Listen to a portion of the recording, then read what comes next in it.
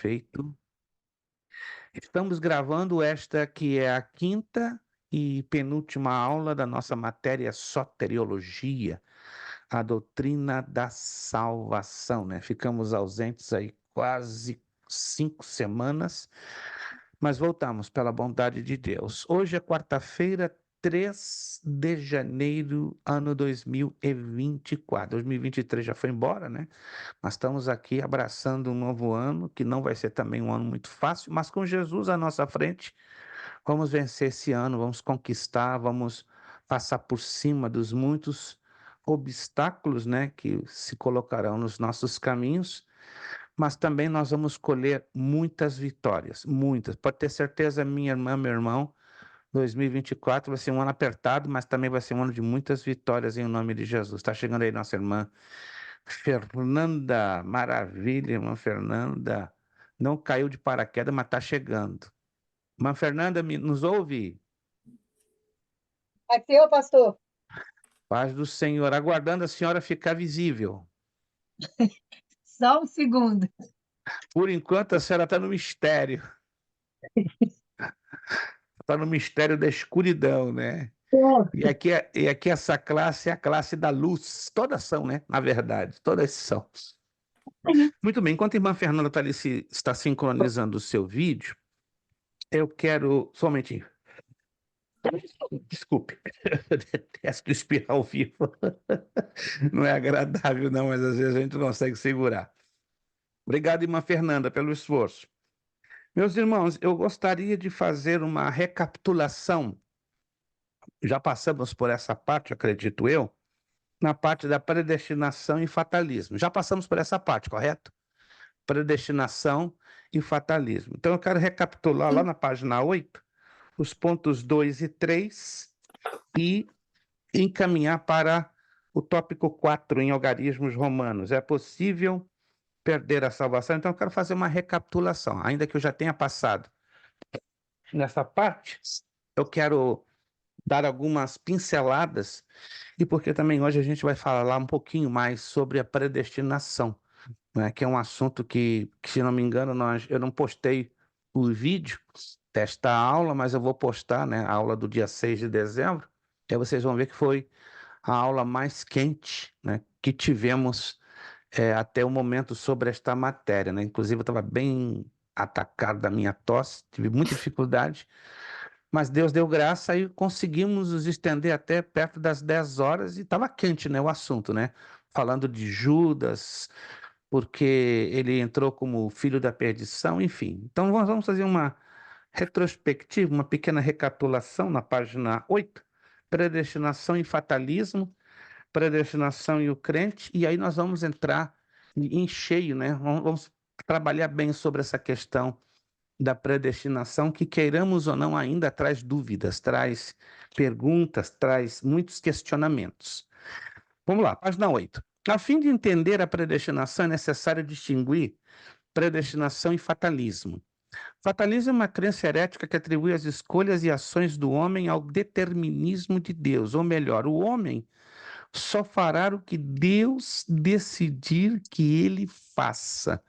Predestinação refere-se somente a atos e escolhas de Deus. Então, Deus, como ele é soberano, ele escolhe e faz o que ele bem entender, ok? Nós, seres humanos, que imaginamos que podemos mover Deus para a esquerda ou para a direita, né? Hoje está tendo uma teologia estranha, né? Que ensina que as pessoas podem mover o coração de Deus. Temos que explicar bem essa abordagem. O que é mover o coração de Deus? É sensibilizá-lo a ter misericórdia de nós. Mover o coração de Deus não quer dizer que a gente vai colocar Deus na esquerda e na direita. Não, Deus não se guia pelas nossas ordens, né? Eu determino, o que é isso? Nós não temos poder para determinar Deus, nem os anjos, e absolutamente nada no mundo espiritual. Eu confesso aos irmãos, eu estou um pouco doente dos nervos em ver pastores dizendo eu determino, eu ordeno, eu mando. Caramba, misericórdia. Nós somos servos, nós estamos sujeitos à vontade de Deus, à autoridade de Deus. Esse negócio de determinismo é uma doutrina herética que tem invadido pesadíssimo as igrejas neopentecostais e até pentecostais, né? Há alguns meses, há 10 meses atrás, aqui em Orlando, eu visitei, só a título de testemunho, não vou entrar em maiores detalhes porque me constrangeu muito. Eu visitei uma igreja Assembleia de Deus, acreditando que fosse até muito equilibrada. De repente, o pastor e o pregador que tomou a palavra para ministrar, misericórdia, foi um tal de determinar isso, determinar aquilo, profetizar isso, profetizar aquilo. Minha esposa perdeu a paciência, ela se colocou de pé, não vou conseguir ficar nesse culto. E ela, com bengala e tudo, se moveu para sair. Meu filho ficou nervoso, eu também fiquei um pouco tenso e acabamos não assistindo à pregação. Parece que usar esses jargões é uma forma de ganhar popularidade ou ganhar a aceitação no meio do povo, mas a coisa não funciona assim. Mas vamos lá. Muitas vezes os atos de Deus são determinados pela escolha do homem. Olha que interessante isso aqui. Ou Deus agirá de tal forma que influirá na atitude do homem. Cada homem, isso aqui é importante deixar bem claro, ó, cada homem, cada ser humano, isso inclui a mim, inclui a cada um de nós, no entanto, é responsável por todas as decisões que tomar durante a sua vida. Então nós temos que entender isso. Tudo que eu decidi, tudo que nós decidirmos nesta vida, para bem ou para mal, para certo ou errado, nós vamos colher, não tem jeito. Ah, Senhor, eu me arrependo. Amém. Ah, se arrepender é nobre, mas não adianta apenas arrependimento, porque a consequência vai ficar. Oh, a Bíblia deixa claro, vários homens de Deus, mulheres de Deus, se arrependeram dos seus atos, mas as consequências é praticamente impossível de serem removidas. É impossível. Isso chama-se a lei da semeadura. E a lei da semeadura funciona muito bem. Vamos lá. Essa verdade está também ligada ao mundo físico. Observamos que Deus tem predeterminado certas leis naturais, como, por exemplo, a lei da gravidade. Se uma pessoa desobedecer essa lei e se lançar em cima de um prédio, sua morte será uma consequência natural da sua própria decisão e não de Deus. Ao pensar, porém, sobre esses fatores do mundo físico, precisamos observar que nem todas as tragédias deste mundo são resultados diretos das decisões tomadas pelo homem ou por Deus. Muitos incidentes chamados atos de Deus são realmente os resultados de atos do homem Adão. Por causa do pecado de Adão, a terra geme sobre a maldição de Deus, esperando o dia da sua redenção. Por causa desta maldição do mundo, toda a humanidade sofre enfermidades, dores, desastres naturais, com enchentes, terremotos, etc. Como nós estamos acompanhando aí, né? O Japão, há poucos dias atrás, foi sacudido por um terremoto violento, 7,6 na escala de Richter. A Europa está inundada com inundações. Só você vai nos noticiários, Inglaterra, França, Espanha, é muita chuva. Mas por que tudo isso? Aquecimento global. Mas da onde veio o aquecimento global? Isso é uma teoria de conspiração? Isso é uma história da carochinha? Não. O homem, ao longo dos séculos, tem destruído o meio ambiente, tem criado, claro, meios para facilitar a vida, mas nesse criar meios tem gerado uma gigantesca poluição, né? O efeito invernadeiro, o efeito estufa, aquele que vocês já viram falar, né? A emissão excessiva de dióxido de carbono na atmosfera tem criado completos desavenências do nosso clima. Então está tudo de cabeça para baixo e a tendência é piorar.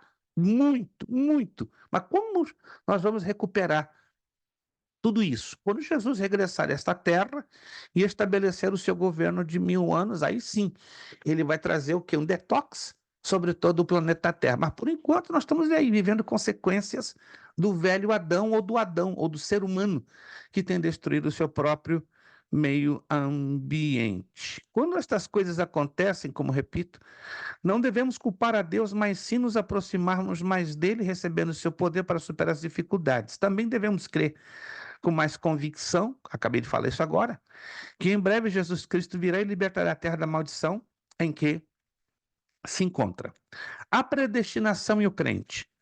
Mediante o planejamento predeterminado por Deus, a predestinação, a salvação é oferecida a todos. Atos 4, 27 e 28, está bem claro ali que o desejo de Deus é que todos venham a se salvar.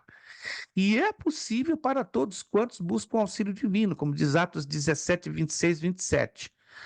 Por causa dessa provisão, nenhum pagão poderá em qualquer tempo acusar Deus de não lhe ter dado uma oportunidade para crer. Deixa eu ler esse texto com vocês de Romanos 1:20.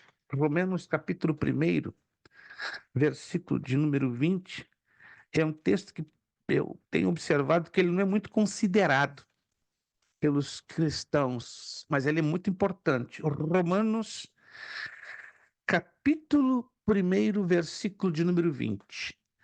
Porque as suas coisas invisíveis desde a criação do mundo, tanto o seu eterno poder como a sua divindade, se entendem e claramente se veem pelas coisas que estão criadas, para que eles fiquem inexcusáveis. Isto é, Deus dá ao ser humano todas as oportunidades viáveis e possíveis para o arrependimento.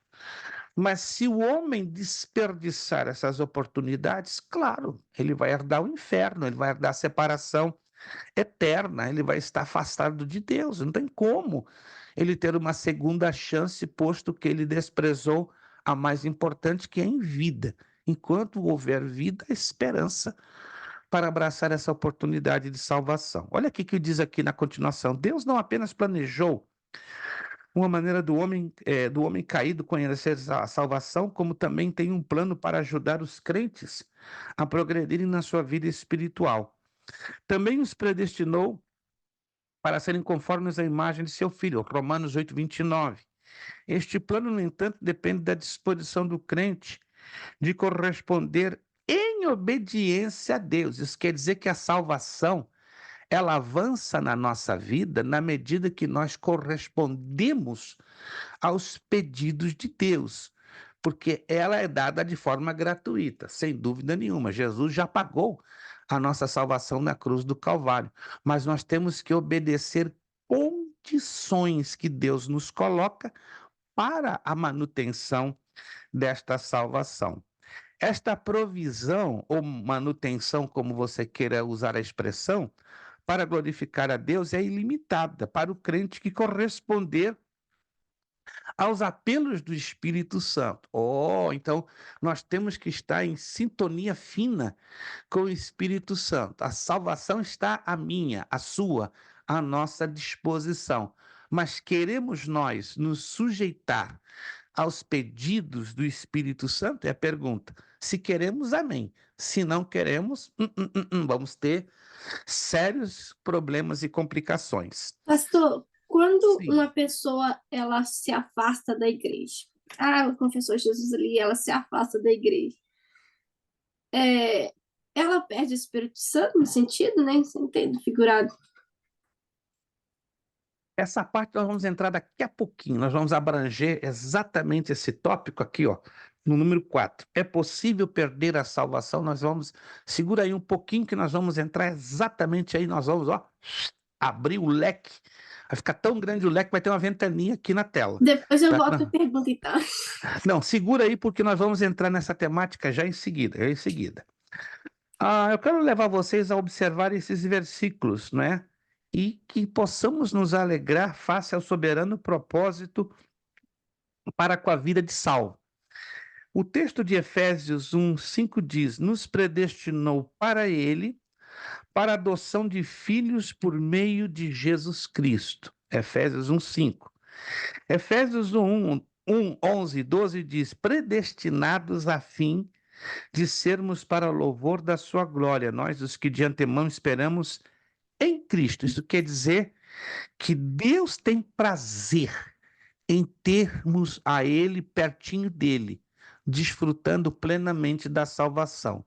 Se alguns se afastam, como foi a pergunta da nossa irmã Angélica, não foi desejo de Deus em momento nenhum. Foi o livre-arbítrio do homem que decidiu escolher o afastamento. Aí vamos entrar com essa parte, com essa pergunta. É possível perder a salvação? No século V, depois de Cristo, Agostinho ensinou que o crente, isso foi Agostinho que ensinou, não é a Bíblia, que nunca poderia perder a salvação. Uma vez salvo, permaneceria salvo por toda a vida, independente das suas ações e atitudes. Esta declaração deu início a um debate teológico que permanece até os dias de hoje, mas é um debate desnecessário, porque a Bíblia é muito específica, a Bíblia ela é muito clara, com várias declarações. Vamos lá então entender isto. Neste texto apresentaremos o conceito bíblico, demonstrando que o crente pode perder a sua salvação. Isso é chocante para os metodistas tradicionais, isso é chocante para os presbiterianos, isso é chocante para os batistas tradicionais. Não, crente não perde salvação. Vamos lá, então explica esses textos aí, porque estes textos aqui são bem taxativos. Vamos lá. Ao estudar as evidências bíblicas que apoiam este fato, o aluno compreenderá porque só 4 séculos depois da morte de Cristo surgiu esse ponto de vista ou assunto em pauta. Deixo bem claro. Os teólogos, na sua maioria, ou não digo maioria, em parte, eles gostam de sustentar suas próprias ideologias. O que é ideologia? Uma forma de pensamento para desenvolver um assunto bíblico.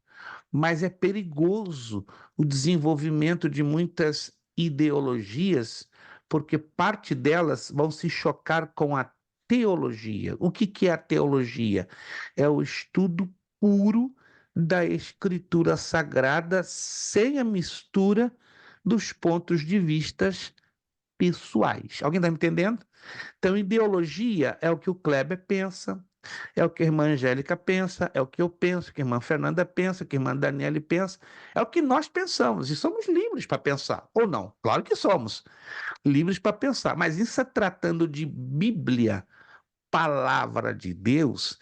Se os nossos pensamentos não caminharem afinados com o texto sagrado, ó, o que eu penso ou deixo de pensar, não tem valor nenhum diante das declarações da Escritura, a menos que sejam declarações muito complexas, muito difíceis de serem entendidas assim à primeira vista, aí se exigiria o quê? Um estudo mais profundo para buscarmos interpretar corretamente o que aquele texto da palavra de Deus quer nos dizer. Entre nós, existem textos na Bíblia Sagrada que são difíceis, ou não? Quem já viu textos na Bíblia difíceis? Você olha, olha, olha, não faz sentido nenhum. Parece que Na você tem verdade, que. pastor, eu acho que há texto da Bíblia que o homem não vai ter revelação, Deus não vai revelar, vai estar ali, mas Deus não vai revelar. Concordo. Há No textos final do que livro de Deus não Daniel, vai para dar, você ver. pelo menos de momento. Olha que interessante. Porque quando nós estudamos a matéria, alguns ainda de vocês não passaram por essa matéria, outros já passaram, bibliologia. Quando estudamos bibliologia, nós aprendemos o quê? Que a revelação de Deus ela é progressiva. Ela não é instantânea, dada de uma só vez. Imagina se Deus revela tudo dele para nós na Bíblia. A gente se arrebenta. Não tem nenhuma condição, a gente não aprende nada. Se o pouquinho que a gente está recebendo de forma progressiva chega num ponto que dói a nossa cabeça, até branqueia a nossa massa cinzenta, imagine se Deus desse toda a sua revelação assim. O Kleber ia emborcar para trás, ia emborcar para frente e a gente ia se abraçar junto. Então, Deus dá a revelação dele de forma progressiva. Concordo com a irmã Angélica. Tem textos que até o momento, ó, Deus está quietinho. E os camaradas estão criando interpretações de textos que Deus ainda decidiu não revelar. Sobretudo os textos que envolvem os acontecimentos do Apocalipse. A gente vai ter um certo tempo, até uma certa, digamos, ponto. De um ponto para frente, não adianta que Deus não vai revelar, porque não é a hora ainda. Tem situações que Deus vai revelar. Olha só, quando a igreja estiver lá no céu e muitos aqui estiverem na tribulação, aí vai estar sendo revelado. Mas para mim não importa, eu vou estar no céu, eu e você vamos estar no céu, nas bodas do Cordeiro, no tribunal de Cristo. Aí a outra parte da tribulação vai ser plenamente revelada aqui na terra, entendeu? Essa parte aí eu não quero me envolver.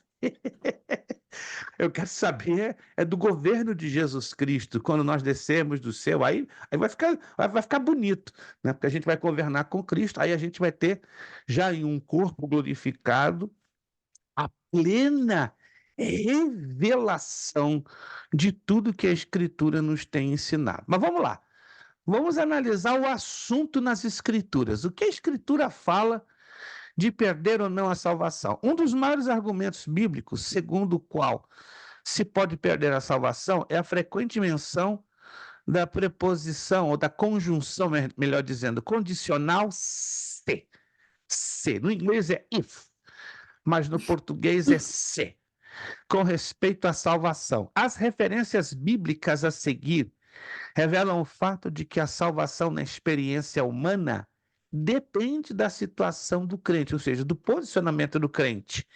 Manifesta em expressões bíblicas como permanecer em Cristo, continuar na fé, andar na luz, não retroceder. Aí segue uma lista de algumas dessas frases. Isso aqui é uma lista pequena, mas se eu for aqui colocar uma lista completa, você vai ficar assustado. Passa de 465 versículos. Impressionante, mas eu não ia colocar 465 versículos, porque eu teria que fazer uma segunda apostila só para apresentar esse assunto. Então, eu estou apresentando os versículos mais chamativos. E eu ainda vou dar uns 3 ou 4 por fora. Vamos lá. Se alguém não permanecer em mim, será lançado fora. João 15:6. Se alguém, olha só o se alguém não permanecer, o que isso está nos ensinando? Que tem muitos que não vão permanecer, não quererão permanecer, não escolherão permanecer. Aí você é lançado fora. Depois, se é que permaneceis na fé, Colossenses 1:23, Paulo está questionando alguns ali na igreja de Colossa, se alguns estariam desejosos a permanecer na fé ou não. Paulo já está sabendo que alguns aí não estão querendo nada com nada. Por isso que ele diz, se é, parece uma ironia, né? Parece que Paulo está zombando, se é que permaneceis na fé. Depois ele lá em Coríntios, 1 de Coríntios 15:2, se retiverdes a palavra como vou-la preguei. Então ele está deixando bem claro, se guardardes, se cumprires a palavra que eu ensinei a vocês, mas se não, vocês vão pagar consequências. Depois o autor aos Hebreus, se negligenciardes tão grande salvação, Hebreus 2:3, não sabemos quem escreveu a carta aos Hebreus, mas está aqui claro, super claro, que o autor de Hebreus estava sabendo que havia um grupo de pessoas que não queriam nada com nada, e já estavam pertinho de dar um chute no balde e pendurar a toalha, ou jogar a toalha, não querendo mais caminhar com perseverança. Depois, Hebreus 13:14, se de fato guardarmos firme até ao fim a confiança. Quer dizer o seguinte, nem todos vão aguentar, nem todos vão perseverar, muitos vão desistir no meio do caminho. Hebreus 10:38, se retroceder, o que é retroceder? Dar volta para trás. 1 de João 7, se porém andarmos na luz, porque podemos escolher não mais andar na luz. Agora eu vou dar alguns textos, esses são bem fortes, na carta aos Hebreus. Vamos lá em Hebreus, na carta aos Hebreus. Isso aqui é dose forte. Carta aos Hebreus, capítulo 6. Carta aos Hebreus, capítulo 6.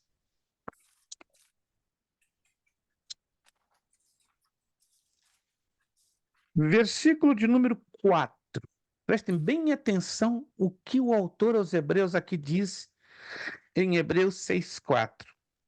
Porque é impossível que os que já uma vez foram iluminados e provaram o dom celestial, e se fizeram participantes do Espírito Santo, e provaram a boa palavra de Deus e as virtudes do século futuro, e recaíram, sejam outra vez renovados para arrependimento, pois assim quanto a eles, de novo crucificaram o Filho de Deus e o expõem ao vitupério.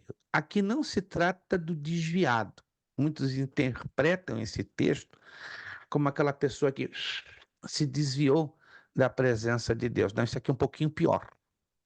Tem aquela pessoa que se desvia, passa um tempo, pela misericórdia de Deus, ela se quebranta e volta aos caminhos do Senhor. Já conheceram pessoas assim, que passam um tempo fora da igreja, elas são tocadas pelo Espírito Santo, elas são sensíveis à voz de Deus, à palavra, se arrependem, pedem perdão, Deus dá a elas graça, forças e elas voltam para os caminhos do Senhor. Mas aqui não está se referindo a estas pessoas. Eu vou ler de novo o texto agora bem devagar e vocês vão entender que não se refere aos desviados. Não, é um pouquinho pior. E vamos lá. De novo. Olha o que o autor aos Hebreus está iniciando o versículo 4. Presta atenção na expressão que ele usa. Porque é o quê? Porque é Impossível. impossível. Aqui não está se tratando de um desviado. Porque até onde nós cremos e até onde eu e você temos tido experiências com Deus, no conhecimento de algumas pessoas que saíram da igreja, é possível ela sair e voltar. Amém? Eu creio nisso. Que Deus, o Espírito Santo está preocupado em ficar lá, tocando, batendo no coração da pessoa, até que, ainda que sofrendo, chorando, ela volta. Mas aqui o autor aos Hebreus não está se referindo a esse tipo de pessoa. Está se referindo a um tipo pior. Porque é impossível. Ou quem é esse tipo de pessoa? É a pessoa que já está com a sua mente cauterizada. O apóstolo Paulo fala isso na primeira carta a Timóteo, no capítulo 4, de que algumas pessoas estão envolvidas, estão encharcadas no pecado de forma voluntária, foi uma escolha delas, que elas perderiam a sensibilidade ao arrependimento. Ou seja, Isso aí. são falsos obreiros. São falsos. Saíram do meio de nós, mas não era de nós. Além de terem sido falsos obreiros, eles escolheram este caminho. Vamos lá, então, antes de avançar de novo. Primeira carta de Paulo a Timóteo, para a gente visualizar. Por isso que essas expressões que encontramos aos Hebreus, muitos julgam que foi Paulo que escreveu a carta aos Hebreus. Não. Ele não escreveu a carta aos Hebreus, mas a sintonia dos temas, dos assuntos entre as duas cartas de Timóteo e Hebreus é uma sintonia perfeita, porque é o próprio Espírito Santo, né, que está fazendo conexão de assuntos. Primeira carta de Timóteo, capítulo 4, verso 1 e 2. 1 e 2. Se puder anotar, anote, preste atenção que Paulo aqui fala. Você já leu esse texto, ó, diversas e diversas vezes, mas observe aqui as particularidades que esse texto nos apresenta. 1 de Timóteo 4, 1 e 2. Mas o Espírito expressamente diz que nos últimos tempos, os tempos de hoje, estão me entendendo? Paulo não está falando dos tempos dele, 57 depois de Cristo. Está falando dos tempos de hoje. Apostatarão alguns da fé. O que é apostatar? Desviar-se do curso natural da fé. A fé vem pelo ouvir e o ouvir vem pela palavra de Deus. Procura não esquecer disso. A nossa fé, ela é ancorada na palavra de Deus, tá? Enquanto estivermos crendo na palavra de Deus, obedecendo a palavra de Deus tal qual ela nos é ensinada e exposta, a nossa fé segue adiante com saúde. Entenderam isso aí? Então a nossa fé está ligada, está vinculada. O nosso crer e o nosso obedecer à palavra. Mas aqui está dizendo que apostatarão alguns da fé. Para alguém apostatar-se da fé, tem que se desviar do curso da palavra. Não dá mais valor à palavra, não crer mais na palavra. E pior do que isso, interpretar a palavra ao seu bel prazer. Continuamos no texto. Dando ouvidos, além de apostatar-se, de desviar da fé ou da palavra, o que vai acontecer? Dando ouvidos a quê? Ou a quem? Espíritos enganadores e Está a doutrina percebendo de a demônios. gravidade do assunto? Camarada obedecia a palavra, vivia pela palavra, caminhava pela palavra. Em algum momento ele decide fazer isso, ó, se desviar. Foi uma escolha. Deus não empurrou ele. Ele escolheu em algum momento se desviar. Quando ele se desvia, quando ele se afasta do centro da palavra, o que acontece? Ele se expõe aos demônios. Ele se expõe aos espíritos malignos. Irmãos, olha o perigo meu e seu e nosso quando a gente faz isso aqui, ó, ou para a esquerda ou para a direita. Os demônios estão assim, ó, igual aqueles cães farejadores, aqueles leões famintos, esperando a hora certa para dar o bote. E aqui acontece, ó, dando ouvido a espíritos enganadores e aqui doutrina de demônios. Pastor, é possível um crente dar ouvidos a espíritos enganadores e a crer em doutrina de demônios? Claro. Conheço, ó, não vou dizer quantos, você vai até cair para trás, pastores que estão ouvindo a espíritos enganadores e crendo em doutrina de demônios. Aqui na Flórida, eu tive uma experiência antes de eu adoecer, irmãos, não vou entrar em detalhes, que acho que deixou minha esposa muito machucada emocionalmente.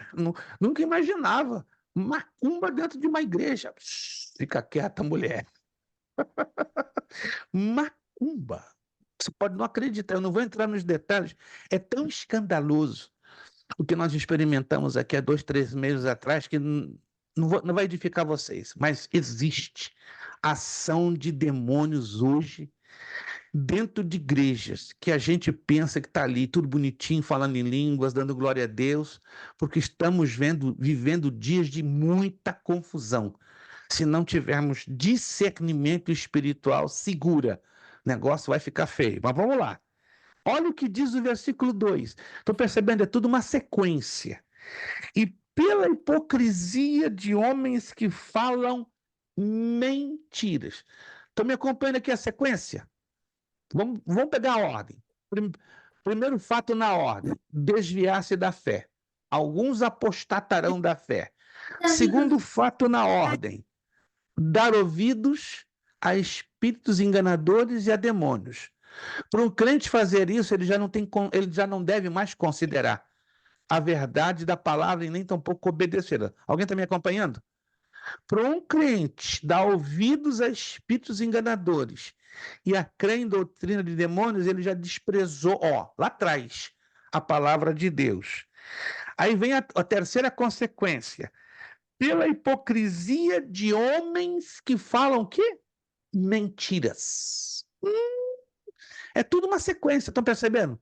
Um abismo vai chamando o outro abismo. E aí chega o ponto final. Tendo, ó, cauterizada a sua própria consciência, ou seja, tendo queimado a fé, porque a palavra cauterizar é queimar a ferro, tá? Tudo que se cauteriza, tira-se a sensibilidade. Você já deve ter conhece pessoas que já sofreram algum tipo de queimadura, ou de segundo ou de terceiro grau. Aonde teve a queimadura, se perde o quê? A sensibilidade da pele. Espiritualmente é a mesmíssima coisa. O camarada está tão encharcado no pecado, por livre escolha e espontânea vontade, que o Espírito Santo, ó, tá ali, ó, falando, acabou, tchau. Não tem sensibilidade ao arrependimento. Isso é triste. É a essas pessoas que a carta aos Hebreus está se referindo, não está se referindo ao desviado. Não. Está se referindo àquela pessoa que já perdeu a sensibilidade ao arrependimento. Por isso que ele diz, porque é impossível, olha só, que os que já uma vez foram iluminados. Essa expressão iluminados, do grego, que se refere à libertação pelo poder da palavra. E conhecereis a verdade vos libertará. Todos nós fomos libertos um dia pelo poder da palavra. Amém, irmãos? Conferimos isso na minha e na sua vida? Amém. Senão não estaríamos aqui. A palavra nos libertou, nos deu convicção que éramos pecadores necessitados de um Salvador. Porque é impossível que os que já uma vez foram iluminados, olha a ordem, esse iluminado fala da libertação pela palavra. Segundo, e provaram o dom celestial. O que é provar o dom celestial? O poder do Espírito Santo. Os dons espirituais que Deus, pelo seu Espírito, distribuiu a cada um de nós. E se fizeram participantes do Espírito Santo, ou seja, se tornaram residência do Espírito Santo. Olha o versículo, continuando. Versículo 5. E provaram a boa palavra de Deus. Essas pessoas provaram a palavra. Um dia elas provaram, elas saboreavam a palavra como eu e você. E as virtudes do século futuro, ou seja, elas viviam uma vida de milagres, sinais, prodígios e maravilhas. Agora, olha o verso 6. E recaíram outra vez. Preste atenção nessa expressão. Uma coisa é cair uma vez. Me permite um exemplo? Uma coisa é só um exemplo, por favor, pelo amor de Deus. É o Kleber cair da presença de Deus hoje. Que Deus o guarde, Deus o defenda. Pode ser eu, pode ser qualquer um de nós. Que Deus nos guarde em nome de Jesus. Nós não somos melhores do que ninguém. Estamos hoje de pé. Mas a Escritura diz: quem está de pé, olhe, vigie, para que não caia. Mas que Deus nos guarde, pela sua misericórdia, de a gente não cair. Mas aqui não está se referindo ao cair. Porque pode se cair, mas Deus levanta. Mas aqui está falando. E recaíram, sejam outra vez. Estão percebendo? Aqui está se tratando da pessoa que já caiu assim, uma atrás da outra. É o chamado reincidente. Já ouviram falar dessa palavra? Reincidente. Ela não caiu nem uma, nem duas, nem três, nem quatro, nem cinco. Para uma pessoa se tornar reincidente, ela passa por muitas vezes. Em algumas dessas vezes, ela começa a perder o quê? A sensibilidade ao arrependimento e à voz de Deus. Agora, preste atenção aqui na continuação. E recaíram, sejam outra vez renovados. Para quê? Para quê? Para arrependimento. Elas não têm condições mais de se arrepender. Judas perdeu essa condição. Se Judas não pegasse aquele pedaço... Isso aqui não é uma teoria minha, não. Nenhuma dedução. Isso aqui é uma afirmação dentro do que a Escritura me ensina. Se Judas não tivesse pegado o pedaço de pão, você crê que haveria oportunidade para arrependimento para ele? Eu creio que sim. Ali, no caso, era uma pergunta ou uma afirmação? Aquele que dá o bocado de pão. Uma afirmação. Uma afirmação. Jesus, olha interessante. Jesus já sabia, preste atenção. Jesus já sabia que Judas iria traí-lo. Ele poderia ficar até quietinho, não dizer nada. Preste atenção. Ele poderia ficar quieto. Mas Jesus, amando a sua alma, amando a sua vida, e para cumprir a Escritura, porque a Escritura tinha que ser cumprida, né? Ele decidiu falar com o intuito, com a esperança de tocar a sensibilidade de Judas. Entre nós, irmão, coloque-se no lugar de Judas. A irmã poderia escolher pegar o pedaço de pão ou não.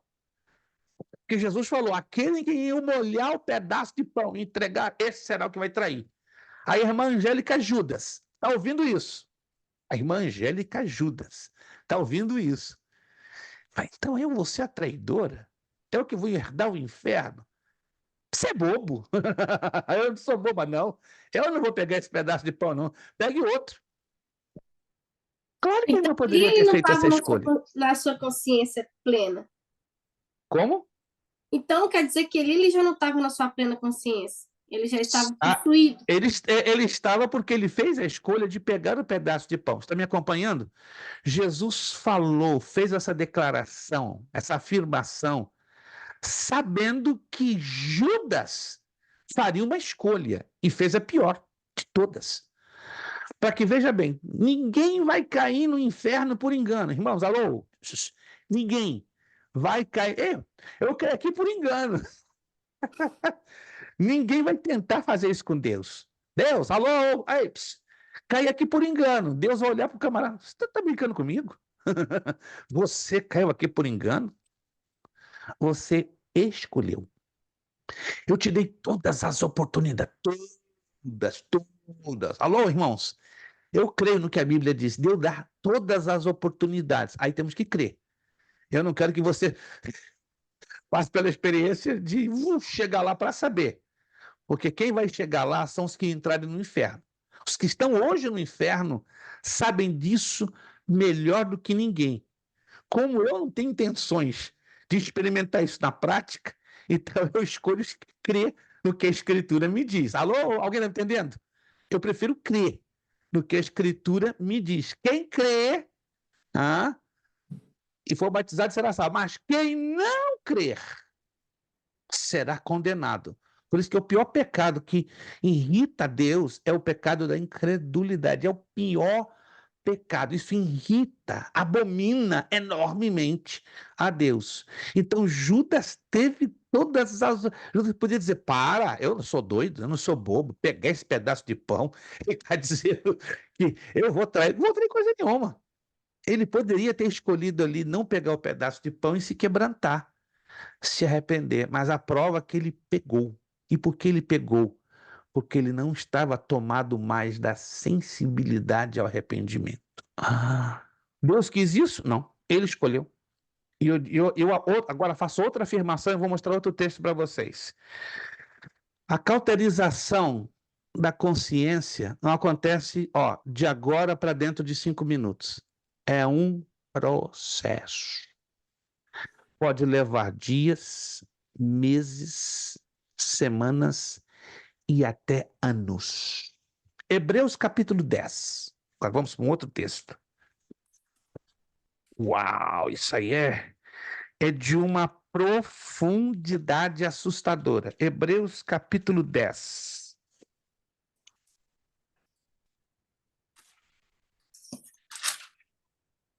Vamos com o versículo 22. Vamos ler o contexto. É importante termos o texto. Claro, o texto ele é chocante, mas nós entendemos o texto pelo contexto. Não podemos nos atrever a interpretar nenhuma doutrina bíblica só pegando o texto sozinho, isolado. Olha o versículo 22, Hebreus 10, 22. Está todo mundo aí com Hebreus 10, 22? Todo mundo? Perfeito, presta atenção. Cheguemo-nos com verdadeiro coração e inteireza de fé. O autor dos Hebreus está dizendo, você quer ser abençoado por Deus? Você quer ter comunhão com Deus? Tem 2 passos a serem dados. Chegarmos a Ele com verdadeiro coração e com inteireza, certeza de fé, sem duvidar. Tá? Aí continua.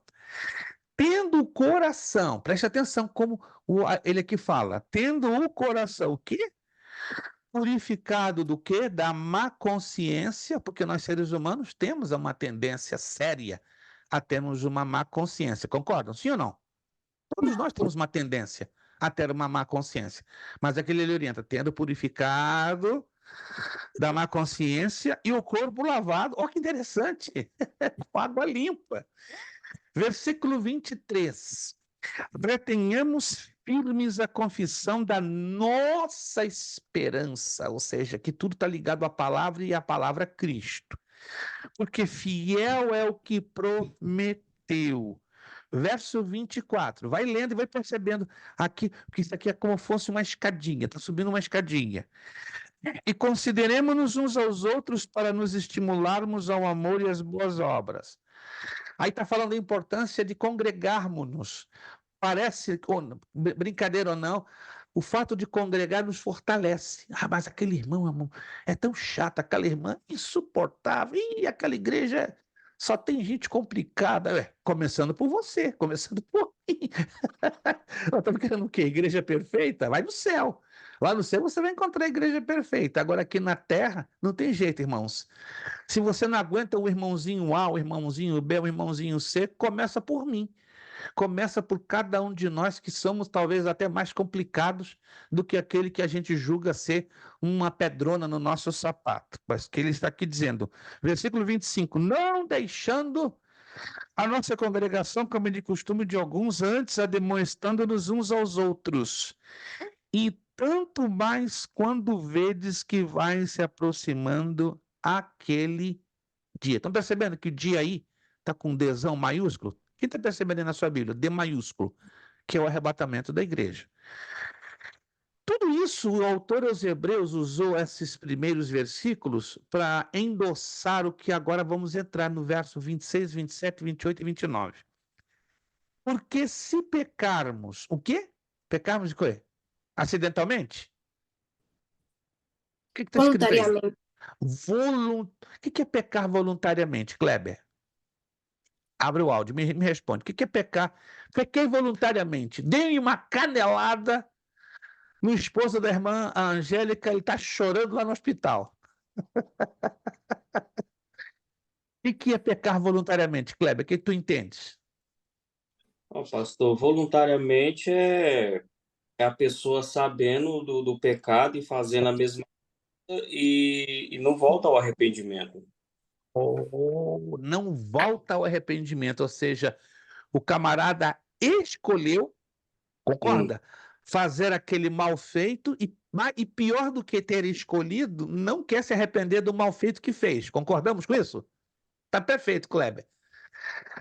Olha, gente, e tem muita gente que está aí pecando voluntariamente. Por isso que diz, porque se pecarmos voluntariamente, vírgula, depois de termos recebido conhecimento da verdade, uau, vírgula, já não resta mais sacrifício pelos pecados. O que é isso? Olha o 27. Mas uma certa expectação horrível de juízo e ardor de fogo que é de devorar os adversários. Saltamos o 29. De quanto maior castigo cuidais vós, será julgado merecedor aquele que fizer três coisas. Para alguém fazer essas três coisas que agora eu vou ler, ela é considerada um blasfemador. O que é uma pessoa blasfemadora? Ela já não mais está sensível ao arrependimento, ela peca voluntariamente, ela escolheu pecar voluntariamente, já perdeu a sensibilidade ao arrependimento e ela trocou o certo pelo errado e o errado pelo certo. Conhece alguém assim?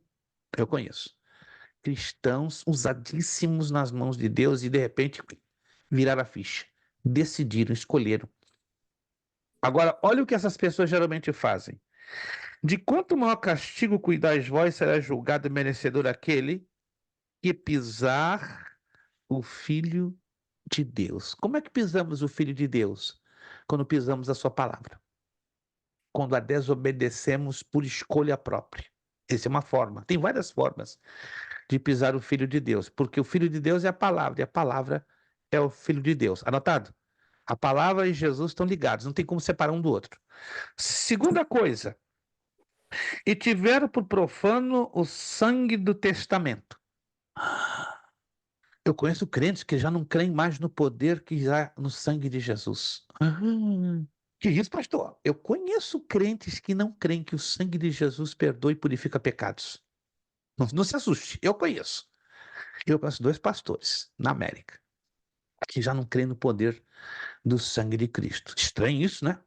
Muito, muito, porque já são blasfemos ou blasfemadores. Terceira coisa que essas pessoas fazem, e que fizer agravo o espírito da graça. O que é agravo?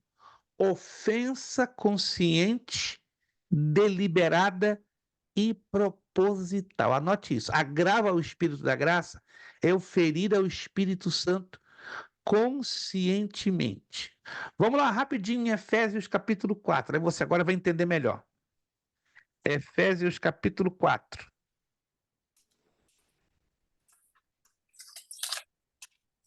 Carta aos Efésios capítulo 4.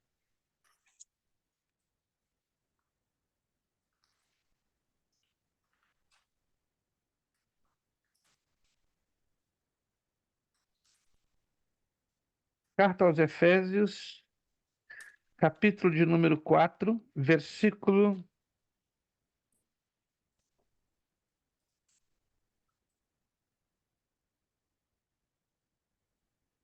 de número 29, 30 e 31. Olha o 29.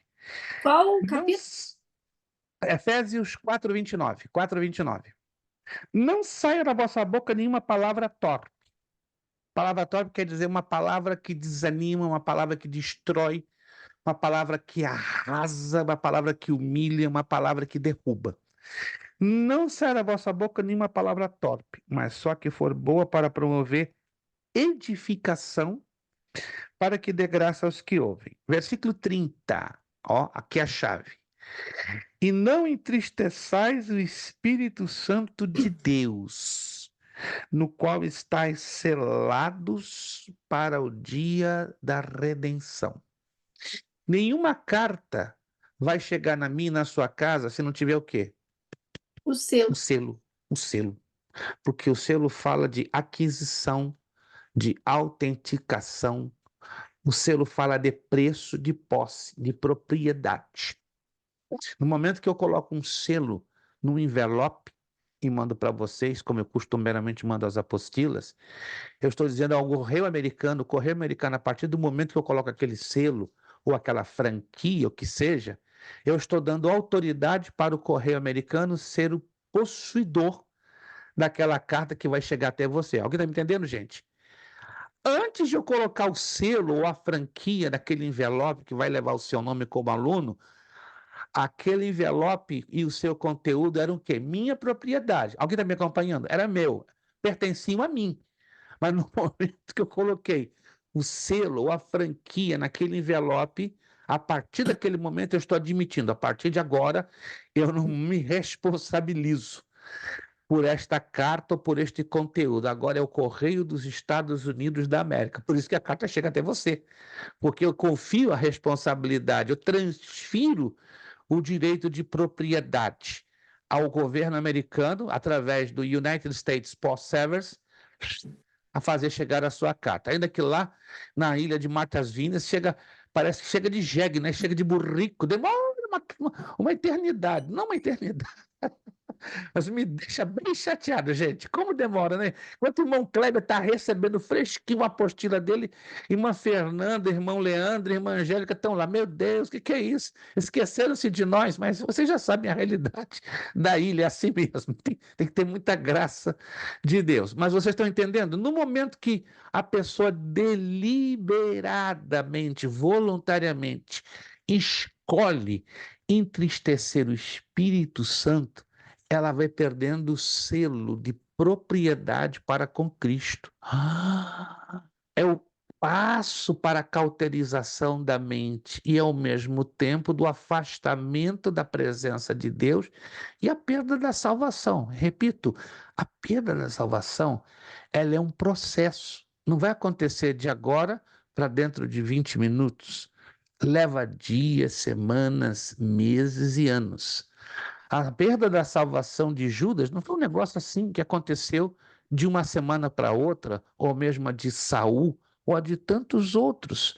Tudo é um processo. E o pior momento é quando se faz o agravo à pessoa do Espírito Santo e quando se perde a sensibilidade ao arrependimento. Nos dois casos que eu acabei de citar, nem Judas, nem Saul, em momento nenhum, a menos que vocês entendam algum outro texto, e seria interessante que alguém me mostrasse.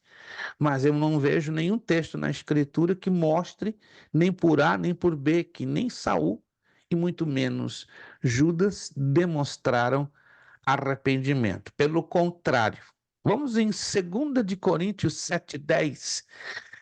Já li esse texto, não, mas só relembrando.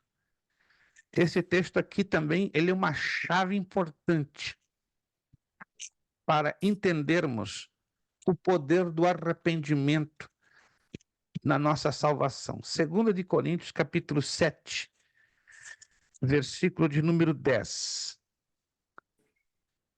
Segunda carta de Paulo aos Coríntios, capítulo 7, versículo 10. Porque tristeza segundo Deus opera arrependimento para a salvação. Procure não se esquecer deste texto, porque a tristeza.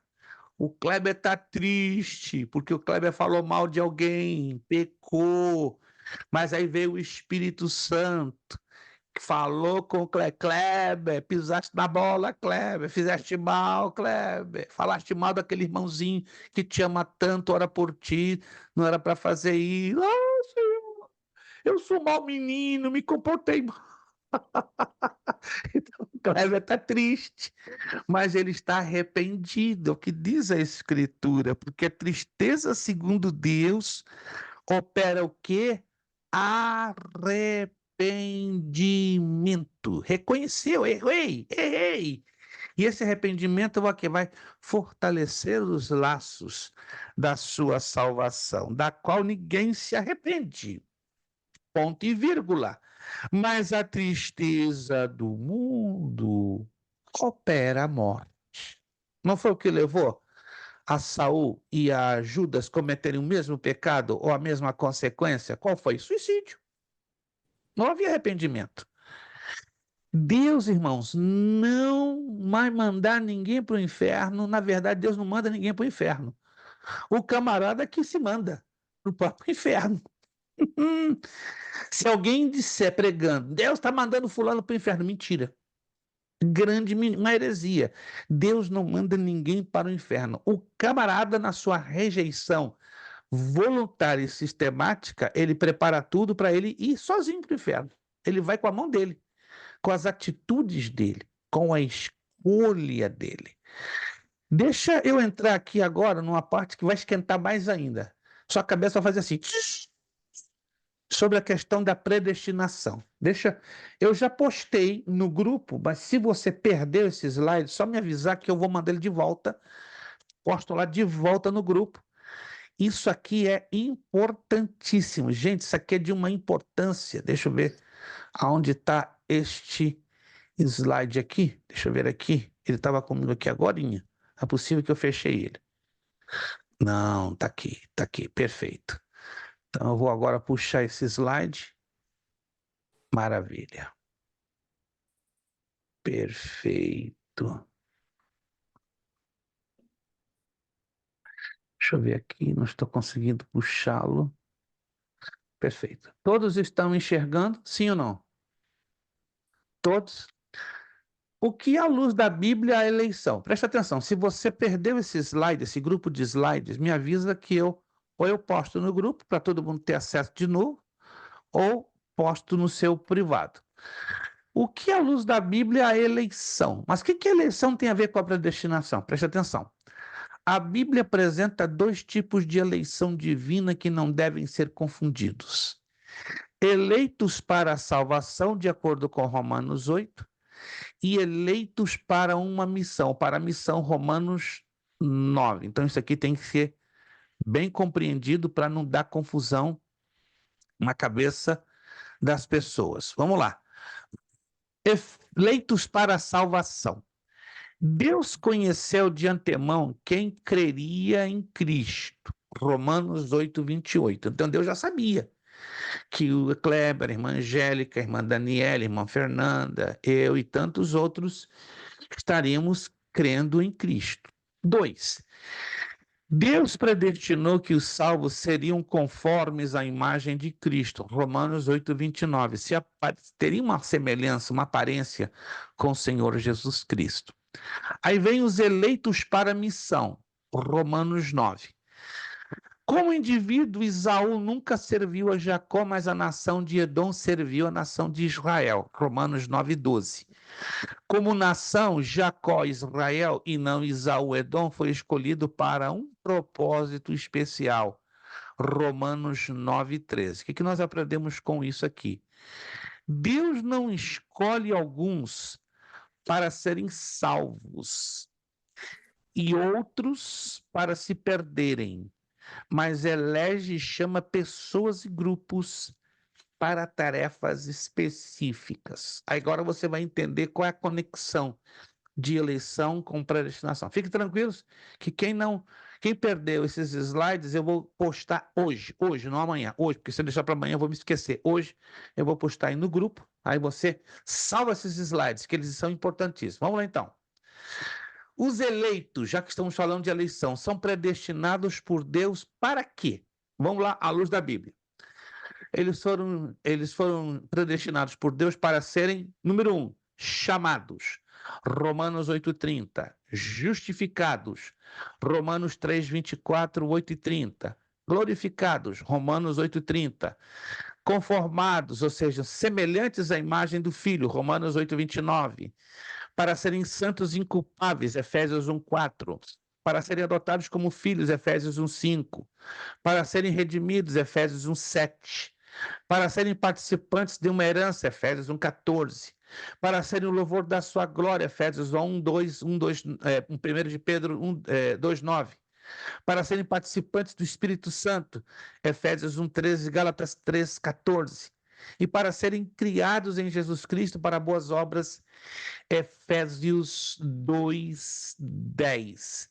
Pelo menos aqui temos 10 razões pelas quais os eleitos são predestinados por Deus. Vamos lá. O que é a predestinação? O que a Bíblia apresenta sobre predestinação? Preste bastante atenção agora. Agora vai esquentar bastante. Ó. Se você está com o item ligado aí na sua casa, você vai agora sentir o item 87, 88. Segunda carta de Pedro 1:10 diz assim: portanto, irmãos, procurai fazer cada vez mais firme a vossa vocação e eleição. Essas duas palavras na Bíblia definem a predestinação da parte de Deus. Efésios 1:5. E nos predestinou para filhos de adoção por Jesus Cristo. Então esse foi o desejo original lá da eternidade do Pai Celestial para com cada ser humano na face da terra. Mas aí temos algumas questõezinhas. Vamos lá. Efésios 1:11, não para por aí não, ó. Havendo sido predestinados conforme o propósito daquele que faz todas as coisas, segundo o conselho de sua vontade. Romanos 8:29 e 8:30, porque os que dantes conheceu também os predestinou para serem conforme a imagem de seu Filho, e aos que predestinou, a estes também chamou, e os que chamou também justificou. Em outras palavras, sempre foi o desejo de Deus Pai que pudéssemos ser predestinados para sermos parecidos com Jesus Cristo e estarmos encaixados no conselho da sua vontade. Agora, qual o problema do calvinismo? Vamos lá. No conceito calvinista, Deus estabeleceu 2 decretos. Preste bem atenção aqui na minha abordagem. No conceito calvinista, não no conceito da Bíblia. Alguém está me entendendo, gente? Quem está me entendendo? Não é no conceito da Bíblia, é no conceito de Jean Calvin. Então, Jean Calvin pegou um texto de forma, 2 ou 3 ou 4 textos de forma isolada e entrou com o achismo dele, com a ideologia dele. Mas vamos lá, vamos entender como é que ele chegou a essa conclusão tão estranha. Primeiro, ele entendeu que Deus estabeleceu 2 decretos. Um, selecionando um grupo de salvos. B, um grupo de perdidos. Agora, vamos entender a cabeça de Calvino, se a gente consegue entender. Porque não dá para entender, não. Olha só. Segundo Calvino, existiria no mundo um grupo de pessoas que poderiam fazer tudo errado, mas seriam salvas.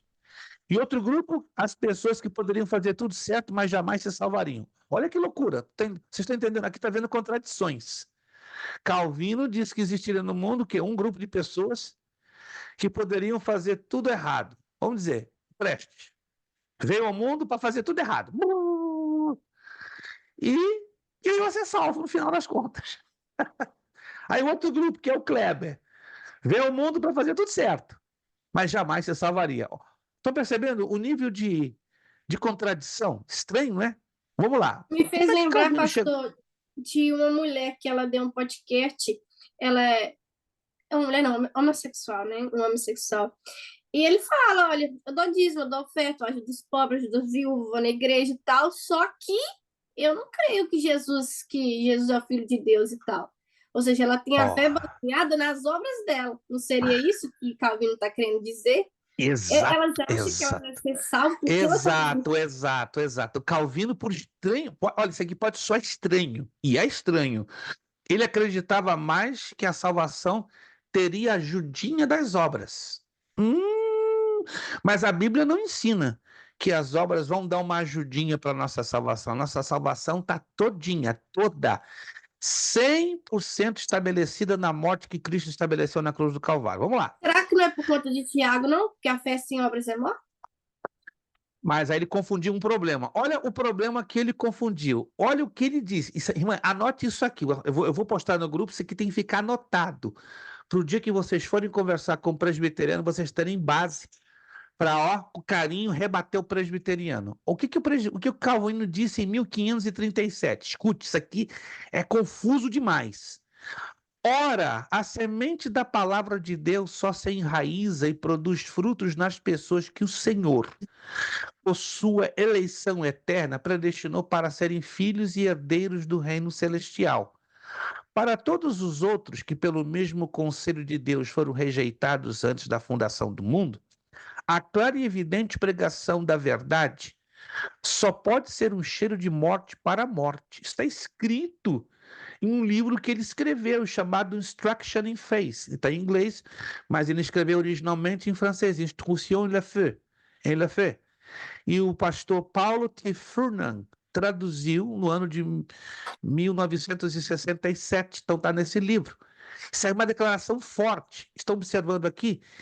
Calvino aqui está indo contra a Escritura, e a Escritura diz que Deus não faz acepção de pessoas. Alguém se lembra desse texto?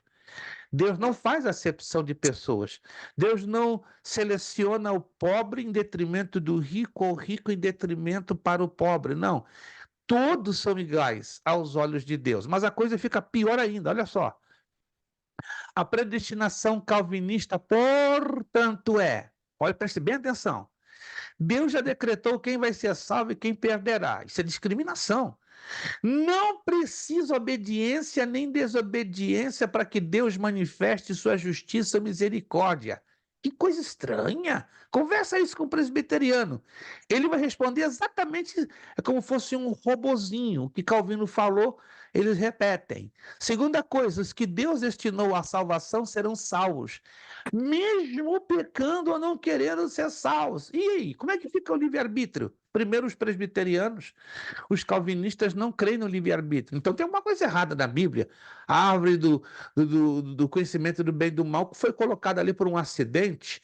Tá? A perseverança, os Cs que implicam a salvação foram colocados por engano. Terceira coisa que Calvino afirma, que Jesus não morreu por todos os homens. Isso é uma heresia, gente.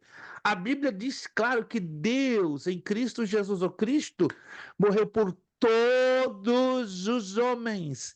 Mas Calvino afirma que Jesus não morreu por todos os homens, mas tão somente pelos que foram predestinados. Estão percebendo o nível de heresia?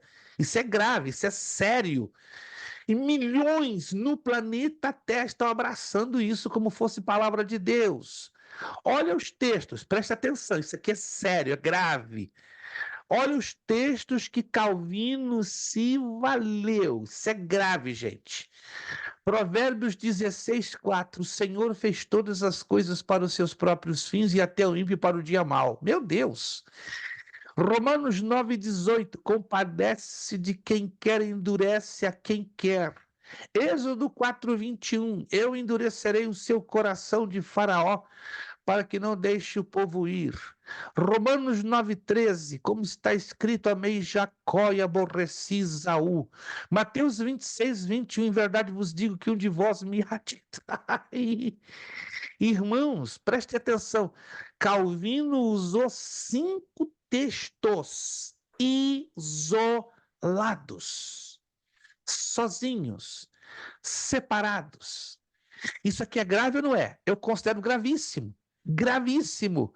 Mas milhões e milhões e milhões de pessoas na face da terra estão crendo nessas heresias, só porque Calvino se valeu de 5 textos isolados, separados. E aqui, em momento nenhum, ele dá interpretação dentro do contexto. Ele dá direto, literalmente, só o texto. E aí é fácil eu sustentar qualquer tipo de ideologia e não de teologia, porque a teologia se confirma com o amparo de 3 textos que se casam, mas a ideologia basta eu pegar o texto sozinho e pronto, eu sustento a ideia que me dá na cabeça. Agora veja que vem adiante. O que diz a Bíblia? Isso aqui foram os textos que Calvino se valeu, vamos prestar atenção? Isto aqui são as 3 declarações da predestinação calvinista, baseado nesses 5 versículos. Agora, Calvino, em momento algum, considerou o que diz a Bíblia. O que diz a Bíblia? Primeiro, em Adão todos são predestinados a morrer. 1 Coríntios 15:22, porque assim como todos morrem em Adão, assim também todos serão glorificados em Cristo. Calvino não levou em consideração João 12. Em Jesus todos são predestinados à salvação, mas a todos quantos o receberam deles o poder de serem feitos filhos de Deus e aos que creem no seu nome. Terceiro, Calvino não considerou Tito 2:11, porque a graça de Deus se é manifestada trazendo salvação a todos os homens. Quarto, Calvino não considerou 2 de Pedro 3:9, não querendo que nenhum pereça, senão que todos cheguem ao arrependimento. Calvino não considerou Apocalipse 22:17. Quem quiser receba de graça. Quem quiser, não é só os predestinados. Quem quiser, receba de graça a água da vida. É inegável o anseio de Deus pela salvação de todas as suas criaturas. Observe 1 de Timóteo 2:4, o qual deseja que os homens sejam salvos e cheguem ao conhecimento da verdade. João 3,16, porque Deus amou muito da maneira que deu seu Filho unigênito, para que todo aquele que nele crê não pereça, mas tenha vida eterna. Jesus morreu por todos, todos os que crerem serão salvos. Jesus mesmo ratificou este princípio, garantindo que a salvação é para todos, não é somente para os predestinados. Apocalipse 2:10, se é fiel até a morte, dar-te a coroa da vida. Apocalipse 3:5, ao que vencer de maneira nenhuma arriscarei o seu nome do livro da vida. Jesus Cristo, Salvador bendito, pagou o preço da redenção de todos. Por isso pode afirmar, João 6:37, o que vem a mim de maneira nenhuma lançarei fora. João 6:47, o que crê em mim tem a vida eterna. Apocalipse 3:11, guarda o que tens para que ninguém tome a tua coroa. João 5:40, e não quereis vir a mim para terdes a vida eterna. Entende? Vocês compreendem? Se a predestinação fosse uma doutrina verdadeira, creio que não precisávamos de Jesus, do seu sacrifício, nem do evangelho, nem da igreja, muito menos do plano da salvação. Bastava viver e aguardar a morte. No entanto, eis que aí o Senhor Jesus demonstrando claramente que os que decidem ir a ele terão vida e vida eterna. Os que recusarem assumem sua desventurada decisão, sendo exterminados quando for destruído o pecado. Mas não para por aí, tem uma outra coleçãozinha de textos bíblicos. Deus ama a todos, Ezequiel 33:11, Mateus 5:45, Faraó foi quem se endureceu, não foi Deus, foi Faraó, porque ele tomou a iniciativa e Deus completou a obra. Êxodo 7:3, 14, 22, 8, 15, 19, 32, 9, 7, 34, 35. Os próprios pagãos reconheceram que Faraó se endureceu deliberadamente. Onde está escrito isso? 1 de Samuel 6:6. Aí meditem vocês com carinho. Mateus 25, 34. 20 benditos de meu Pai, possui por herança o reino que vos está preparado desde a fundação do mundo. Mateus 25, 41. Apartai-vos de mim, malditos, para o fogo eterno, preparado para o diabo e seus anjos. Foi preparado para o diabo e seus anjos, mas o homem, na recusa de aceitar a salvação, ele vai pegar essa consequência. Aqui, pois, a inequívoca verdade que Jesus morreu por todos, mas nem todos querem ser salvos e Deus respeita a decisão de todos. Alguma dúvida, alguma pergunta? Gente, eu vou mandar os slides, tá? E aí vocês vão tomar um tempinho e vão analisar texto a texto. Mas como é absurdo que milhões de cristãos no mundo inteiro ainda acreditam na doutrina calvinista. E uma das coisas que eu percebo, a irmã Fernanda vai entrar ali com a sua abordagem também. Sabe por quê, irmãos? Que a doutrina calvinista ela é fácil de ser acreditada, que ela não exige renúncia, sacrifício, abnegação, separação. Ó, a doutrina calvinista não exige isso aqui, ó, suor. Não é que as minhas obras vai levar à minha salvação, mas o meu esforço em obedecer vai fazer com que a salvação em Cristo Jesus se materialize na minha escolha. Irmã Fernanda. Mas é muita ignorância, porque se é para os predestinados, como que vai saber quem são os predestinados? Eles que escolhem? Excelente pergunta, minha cara Watson. Repete, essa aqui tá gravada, tem que sair ao ar. Ó, repete, essa ficou perfeita. Depois mostra para o seu esposo e diga, Ele está meu aqui amor, ouvindo. eu também sou teóloga, meu amor, não é só tu não. Porque é muita ignorância, porque eles é que vão escolher quem são os predestinados. Aí está. Então, eles abrem as Deus igrejas, pregam para as pessoas, mas então ali vai ter só alguns, porque eles é que vão falar, não, você vai, você não vai? é dessa maneira que eles pensam. Gente, vocês nunca conversaram com presbiteriano? São gente boa, gente, são irmãos maravilhosos. Chega nesse ponto, tranca tudo. É lindo você conversar com Eu já presbiteriano, fui na mas igreja presbiteriana, pastor, e eu nunca escutei nada disso. Eu sempre escutei na igreja presbiteriana que Jesus salva e que se você tem que permanecer ali na palavra de Deus para você alcançar o céu. existem 5 concílios da igreja presbiteriana no mundo. 5. Provavelmente a senhora estaria no concílio mais moderado da igreja presbiteriana. Mas Mas isso aí é quando eu era pequena, né, pastor? Depois fui para sim, católica, depois sim, mas eu estou esclarecendo para a senhora, inclusive, se quiser pesquisar. Existem 5 concílios da igreja presbiteriana no mundo inteiro. Dos 5, 3 dominam com muita força. No Brasil, chama-se a Igreja Presbiteriana do Brasil. Aqui nos Estados Unidos, chama-se The United Presbyterian Church. Esses 2 concílios, a Igreja Presbiteriana do Brasil e a United Presbyterian Church, essas são as que pregam estas doutrinas puramente calvinistas que são heréticas. Tem a presbiteriana renovada, tem a presbiteriana reformada do Brasil, que ela é meio a meio, é bem engraçado, né? Assim dizer, elas creem em metade dessas doutrinas de Calvino e uma outra metade daquilo que nós cremos como pentecostais. Chega a ser um pouco estranho e confuso, certo?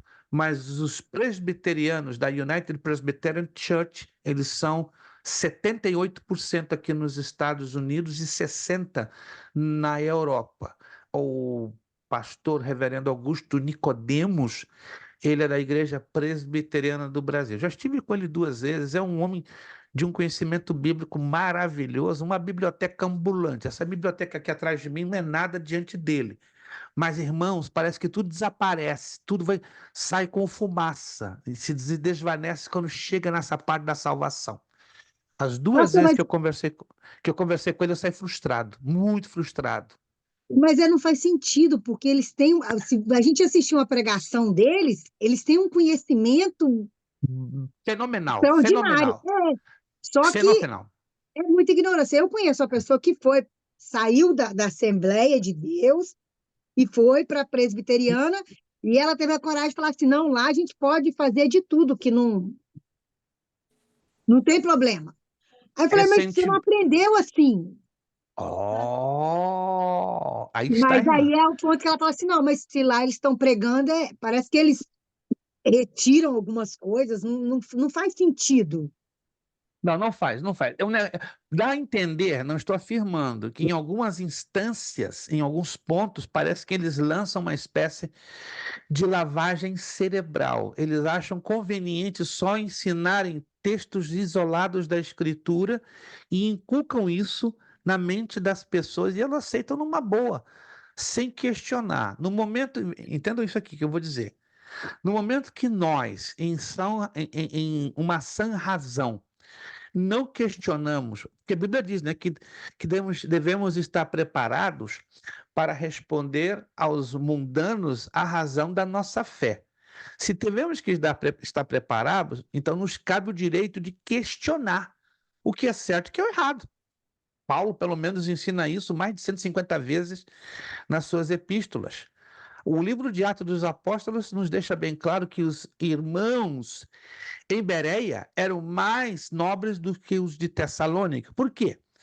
Porque os bereanos conferiam o que Paulo e Silas pregavam na sinagoga, mas os tessalonicenses, tanto fez, tanto faz. Não é errado eu questionar a mensagem, o ensino de um pastor ou de uma pastora, desde que eu faça com respeito, entende? Com reverência, com ordem, com carinho, entende? Não dando uma de ignorante, de bruto. Não, você está errado, está pregando heresia. Não, não. Se está pregando uma heresia, quando ele terminar, descer do púlpito, vai lá e fala com ele pessoalmente. Mas hoje o povo está tomando extremos, ou está aceitando e engolindo tudo como fosse a verdade de Deus, ou o povo está atacando. As duas posições são erradas. Aceitar bobagem, aceitar heresia é erradíssimo. Atacar as pessoas também é errado.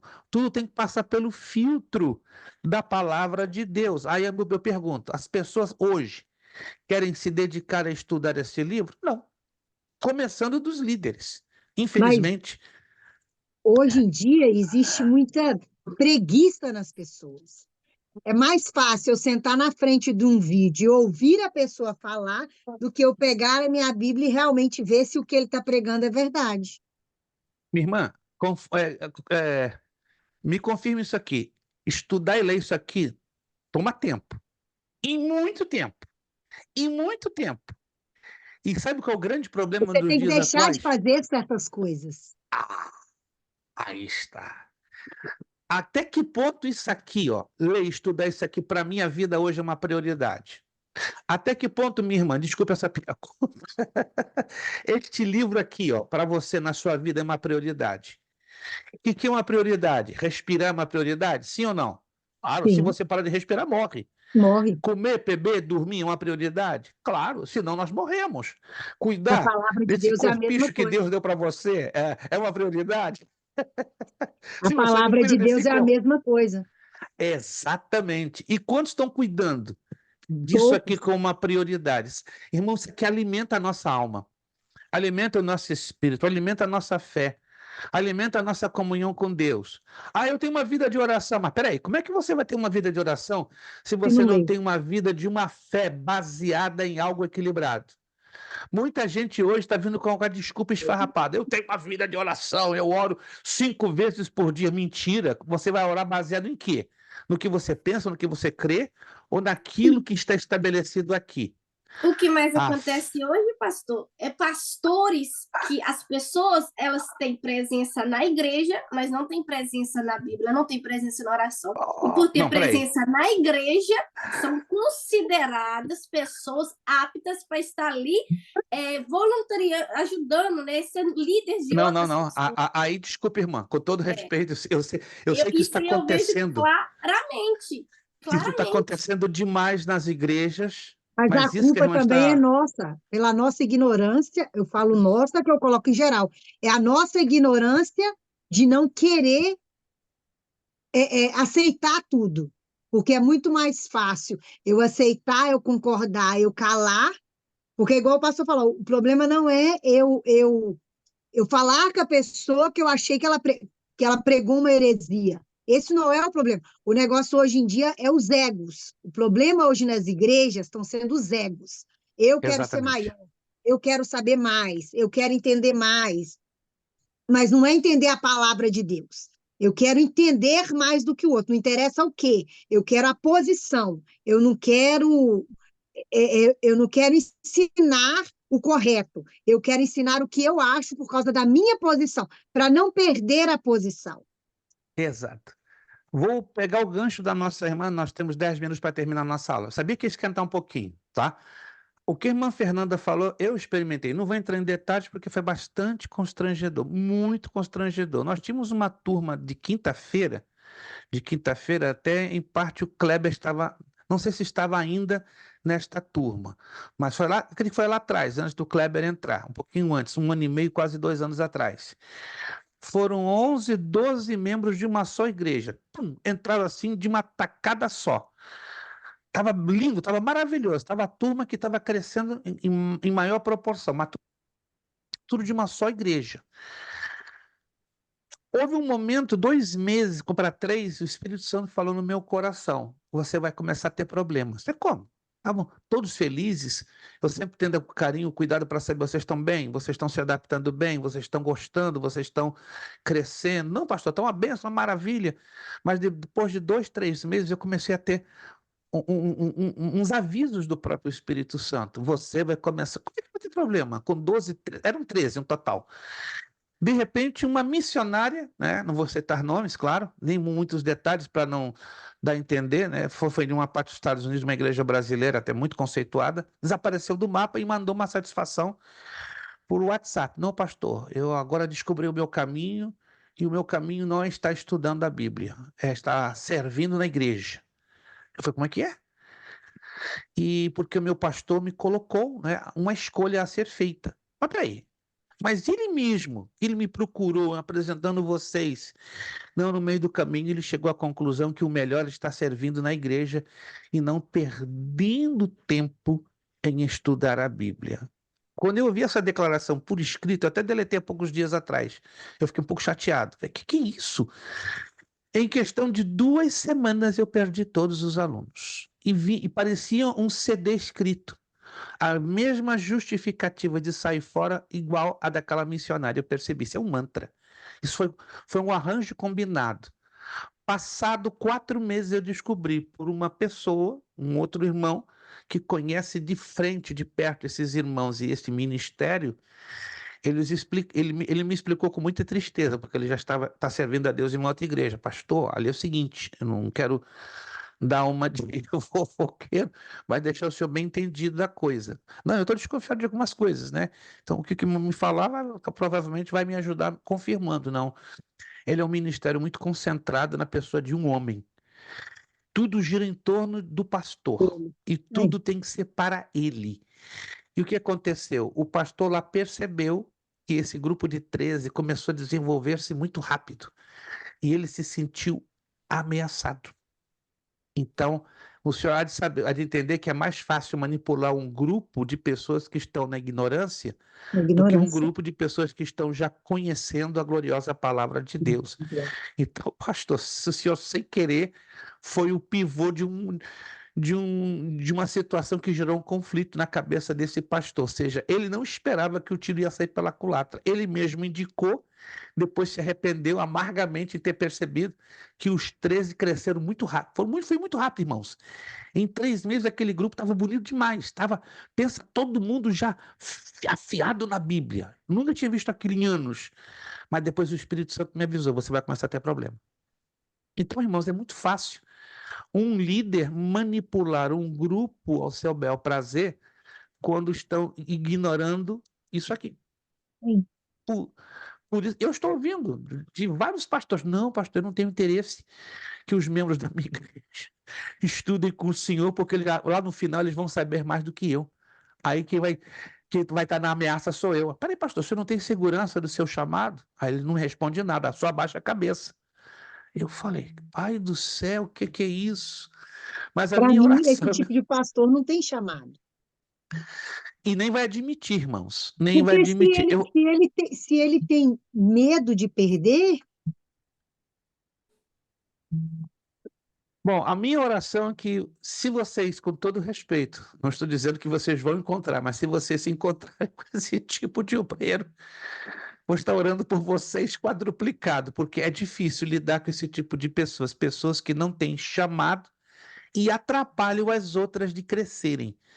E isso é considerado um jugo desigual. Mas, infelizmente, temos vivido isso, estamos vivendo isso e continuaremos viver isso até a volta do Senhor Jesus. Mas o bom de tudo, irmãos, ainda tem um grupo aí com fome, com sede e com a vontade louca de ter firmeza neste livro do que firmeza no homem.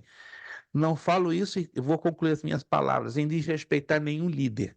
Tenho carinho, tenho respeito a todos os líderes das igrejas, desde que eles tenham carinho, amor e respeito a este livro.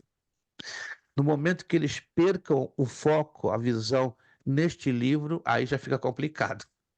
A gente não pode ser cúmplice de servos de Deus que não amam a palavra de Deus. Quem está me entendendo, gente? É Quem está me como Pedro entendendo? disse, né? Importa-me agradar aos homens ou a Deus?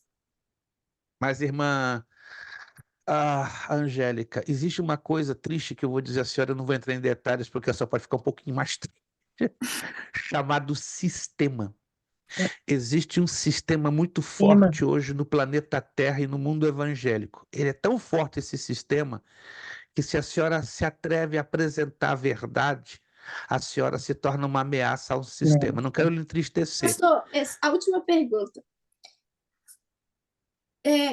Tinha um povo na nossa igreja, tanto o homem quanto a mulher, muito usados, e eles têm muita sede, muita fome, assim, de fazer a obra de Deus, né? Isso é nítido neles.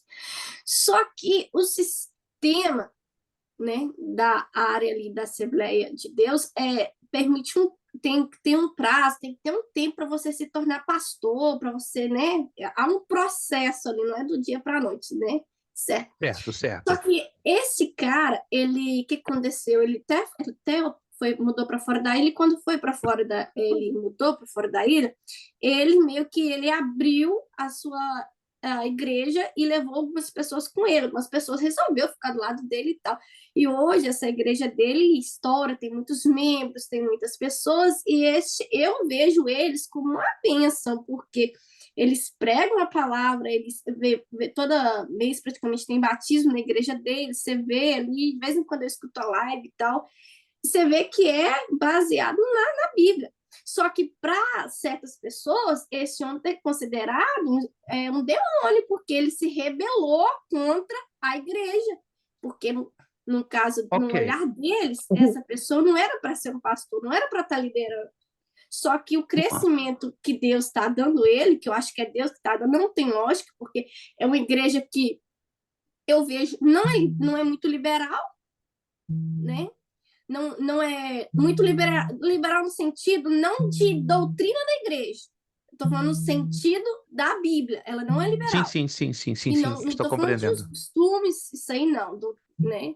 Eu falo Não, estou compreendendo perfeitamente. Ok. E muitos jovens, muitas pessoas eu vejo assim, eu gosto muito assim. Me permito então usar 5 minutinhos para responder essa pergunta da nossa irmã? Eu posso ter esses 5 minutinhos? Posso? Ok. Se confunde muito divisão de ministérios com afastamento necessário para se criar um ministério sadio. Vamos lá, me corrija se eu estou enganado, irmã Angélica. Pelo que eu entendi, esse irmão saiu de uma igreja. Se eu estou entendendo bem essa história, ele não convidou ninguém direta e abertamente. Eu, pelo menos, desconheço, pelo menos eu não vi nessa sua narrativa que ele houvesse convidado. O correto, à luz da Bíblia, seria, preste atenção, ele trabalhar com novas almas, mas em se tratando da casa de Deus, a casa de Deus é um local público, é um lugar aberto. Por ser um lugar público e aberto, não cabe a mim dizer para fulano e cicrano, não me acompanhe, não venha até a mim. porque vai dar zebra. No caso, eu faria o que eu faria no lugar dele? Não estou dizendo que eu estou apresentando a solução das soluções, mas falando à luz da Bíblia. Eu diria ao irmão A, B, C, o grupinho que fosse, 15, 20 pessoas, fale com seu obreiro, o pastor da igreja, que vocês estão inconformados, não estão se adaptando bem, estão desejosos a saírem para um outro ministério. E que vocês não estão conosco ou comigo porque eu os convidei. Foi uma escolha de vocês sem nenhuma intenção de divisão. Isso tem que ficar muito claro, e mesmo ficando às vezes claro, ou em algumas ocasiões ficando claro, o camarada é tido como rebelde, tá? Mas divisão é aquele camarada que decide sair e levar voluntariamente, convidando, arrastando 1, 2, 3, 4, 20, 30. Isso é divisão. Mas se eles saem em paz e decidem alguns o acompanharem, até aí tudo bem, desde que esses alguns tenham uma conversação prévia com o antigo líder, deixar bem claro, ó, nós não estamos saindo por rebeldia, nós não estamos saindo porque queremos dividir a igreja, é porque encontramos na pessoa do obreiro fulano maior segurança, maior apoio. Claro que vai haver inconformidade, vai haver até mesmo níveis de calúnias, isso infelizmente é inevitável, mas a parte que cabe à consciência de cada um, essa deve ser feita. Com respeito aos resultados, a irmã mencionou algo que é chamativo e é bíblico. Se Deus está abençoando, se está havendo sinais de crescimento e de produtividade, veja bem, o diabo não traz crescimento, o diabo não traz produtividade, nem a mão do homem traz esse crescimento. A própria Bíblia diz: eu plantei, Apolo regou, mas quem deu o crescimento? Deus. Então, em última instância, é Deus. Se não fosse Deus, eu tenho absoluta certeza que esse trabalho que a irmã aqui menciona teria hoje 10 pessoas, 8 pessoas, 5 pessoas, e não teria, explodido. Ele Ok? começou com acho que 12 pessoas, pastor. Acho que 1 ano e meio, 2 anos já tem uns 200 ou mais. Não vou entrar em detalhes porque o tempo já estourou, mas eu vivi essa experiência na Argentina. Eu peguei uma igreja com 11 pessoas. 11 pessoas. Aí foi uma outra história, uma outra circunstância. O pastor renunciou à Convenção das Assembleias de Deus da Argentina, estava buscando um substituto. Peguei uma igreja arrebentada, machucada, ferida, com 11 pessoas. E em um ano já estávamos com 393 pessoas, das quais 96% todos novos convertidos. Mas são situações diferentes, entende? Essa situação que a irmã me apresenta já é um grupo de pessoas que saíram com ele, né, voluntariamente, mas se essas pessoas conversaram com o antigo líder, deixando bem claro que não se tratava de divisão, senão de um acompanhamento, ou seja, que queriam acompanhar esse irmão, amém. Espero que tenha havido essa conversação, essa maturidade. Se não houve, infelizmente, acredito que vários maus entendidos estão ainda no ar, que precisariam ser recuperados, mas de uma forma ou de outra, a gente então observa que Deus aprovou esse trabalho, porque se fosse um trabalho feito na base da rebeldia, eu tenho absoluta certeza. É que também, né, pastor? Pensa comigo para você ver. Não concordo, mas pensa comigo.